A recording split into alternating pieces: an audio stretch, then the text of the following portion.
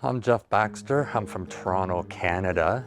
My background is a chef. I've been in business for 20 years already.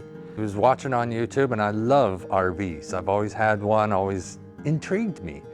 And so I joined the journey and they actually came here and they did the course and I was like, hey, hands-on. Maybe I should give that a try. Back home in Canada, I looked at the exact same course. That'd be like a 4-year university in the classroom, no hands-on. The reason I went more this way is because I have a hard time reading and writing. I'm only like a grade 1. So when I mentioned saying, hey, I need help people reading the tests to me, reading papers and all that, the staff stepped up and went beyond. They made sure I understood.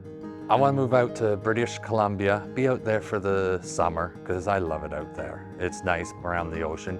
And then as soon as rainy season, not snow, rainy season starts, head down the west coast and go down where it's like 70 degrees all the time.